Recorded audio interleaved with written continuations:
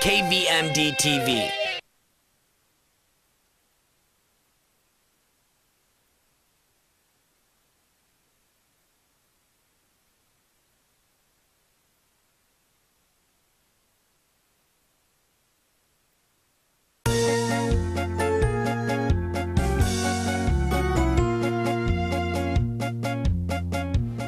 Plank's over there. I am your vampire piratess.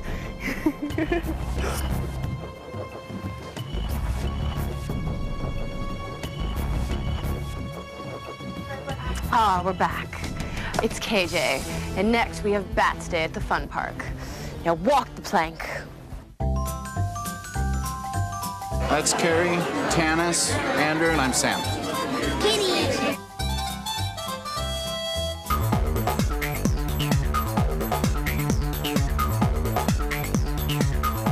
I usually end up taking like a week's vacation around Bats Day, and then we'll come down and hang out here. And this is their first time, and they've been a little skeptical walking around some of the corners and seeing some of the things, but they're having fun, as you can see.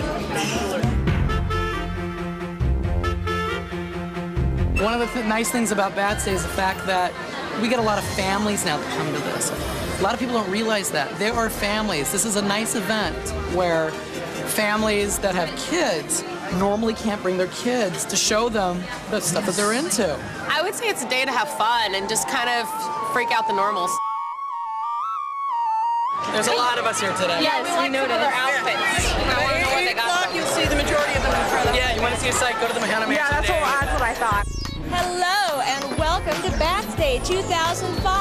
Come on into the Black Marketplace.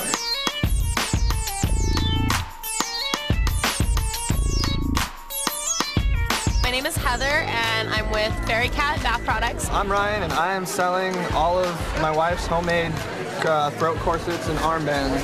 Bats in the Fun Park originally started off as a get-together meet between two Gothic clubs, a Gothic club and an industrial, and a Death Rock club. One was in West Hollywood, the other one was in Long Beach.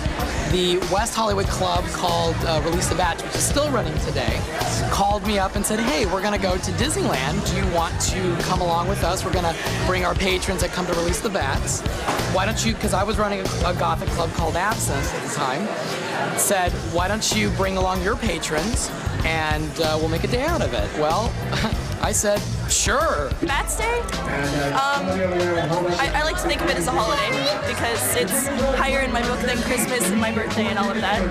But it's just when you can get together with a bunch of people you have things in common with and go to the happiest place on earth. And since there's so many other people that are like you, you don't get looked at as funny if you were been there by yourself. Bats Day to me is the one time a year when we get together with all of our friends who live all over the country and everything. We've met so many people over the years doing this. Yeah, me and my husband make them. We find dolls and we redo them, and he sculpts the teeth on them. They look like real teeth. Thanks. I think it's just a celebration of getting to go out and kind of being that self that you are after hours. I came up with the name. I put together like a raffle, scavenger hunt kind of a situation, meeting times and spots. And the very first year we had about 90 people. Of course, now 7 years later, it has expanded into this full-fledged event that is just out of control. No out of front. He's small. He's like a little kid. There's different meeting places. We meet at the castle for a big, huge photo shoot and do a big group photo. Now there's a baby bats for all the people with their little baby bats. And it's so cute to see all the little kids all decked out in their boots and their fishnets. And there's the Haunted Mansion, our favorite and final destination where we take our final picture. Come on, there's evil villains. We go and instead of cheering all the good people on, we cheer for the villains. I think one of the reasons why goth fits with Disneyland is because it doesn't fit. I think that's the reason why. There's also a lot of darkness with Disney. Go back and look at a lot of the films. Snow White, that's a really dark movie. Look at Fantasia.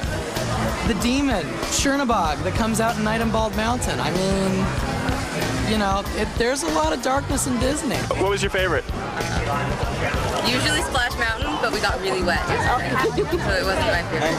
Haunted Mansion is classic. Yeah, Haunted Mansion. Let's just go with Haunted Mansion.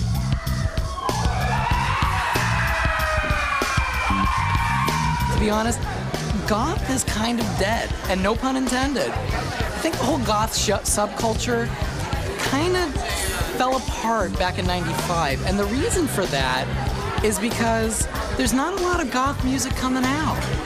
A lot of things have changed, a lot of things have morphed, a lot of things have like moved on. There's a lot of diehard gothic people out there, and I salute them all for keeping it alive, you know? But that's one of the reasons why Bats Day is not just a goth event. It started off as a goth event. It's not 100% full goth event because you've got every part of the subculture coming to this event.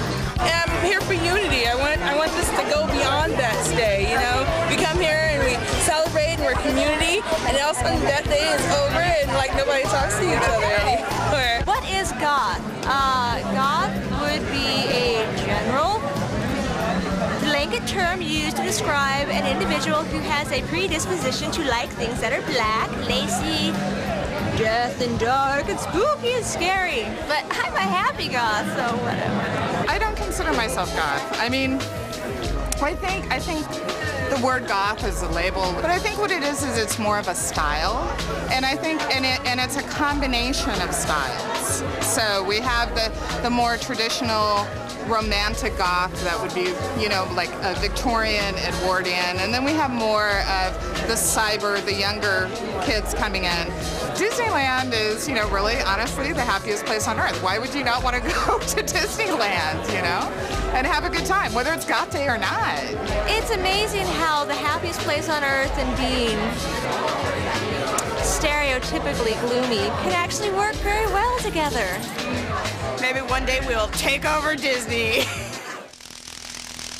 I give the girls as much attention as the guys, because I don't want any drama. Now you can turn your phone into a cash machine. Call 866